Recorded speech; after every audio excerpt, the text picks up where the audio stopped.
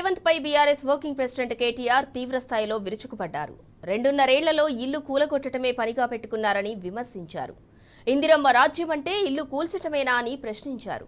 ఖమ్మం వెలుగుమట్లలో ఇళ్ల కూల్చివేతల బాధితులను కలిసి భరోసా కల్పించారు. వచ్చేది బీఆర్ఎస్ ప్రభుత్వమేనని, వెలుగుమట్లలో ఇల్లు కట్టించి గృహప్రవేశం చేయిస్తామని కేటీఆర్ హామీనిచ్చారు.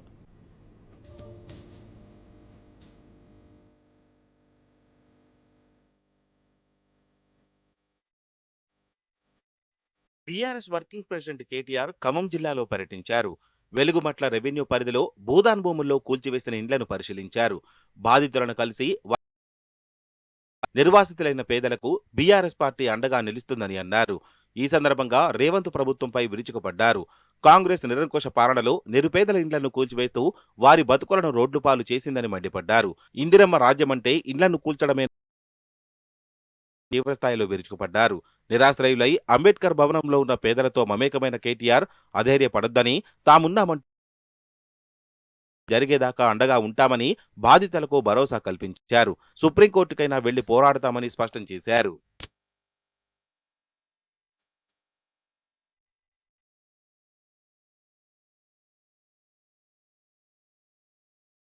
ఖమ్మం జిల్లాలో ఉన్న 3 మంత్రులు మోసగాళ్లని కేటీఆర్ ధ్వజమెత్తారు.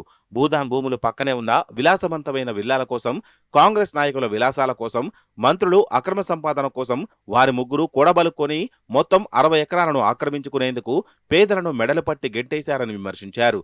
ఎలాంటి నోటీసులు ఇవ్వకుండా పోలీసోళ్లను అర్ధరాత్రి వారి ఇండ్ల మీదకు పంపి అన్యాయంగా తరిమేసి బజారున పడేశారని ధ్వజమెత్తారు. ఇంటర్తో పాటు పాఠశాలలకు వెళ్లే అనేక మంది పిల్లలకు చదువు లేకుండా చేసి, నోట్లో మన్ను కొట్టి నిలువ నీడ లేకుండా చేసిందంటూ ఆగ్రహం వ్యక్తం చేశారు. పైగా ఆ పట్టాలు అక్రమమని మంత్రులు చెబుతుండడం దుర్మార్గమని, పేదల నోటికాడి బుక్కలాక్కునే బుద్ధి మీ 3 మంత్రులదంటూ నిప్పులు చెరిగారు.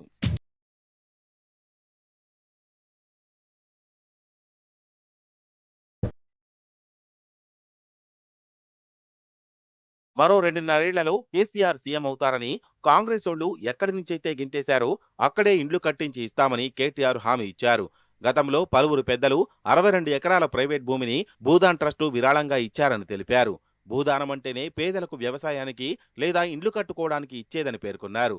2014లో ఉమ్మడి ఆంధ్రప్రదేశ్ ఉన్నప్పుడు భూదాన్ ట్రస్ట్ బోర్డు నుంచి 1895 మందికి 100 గజాల చొప్పున పట్టాలు ఇచ్చారని చెప్పారు.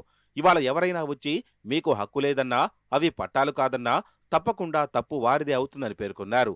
బాధితుల తరపున శాసనసభ, శాసనమండలిలో కాంగ్రెస్ ప్రభుత్వాన్ని నిలదీస్తామని అభయం ఇచ్చారు. ప్రభుత్వం నుంచి ఎవరైనా వస్తే బెదిరిపోయి సంతకాలు పెట్టొద్దని, మళ్లీ మోసం చేస్తారని కేటీఆర్ హెచ్చరించారు.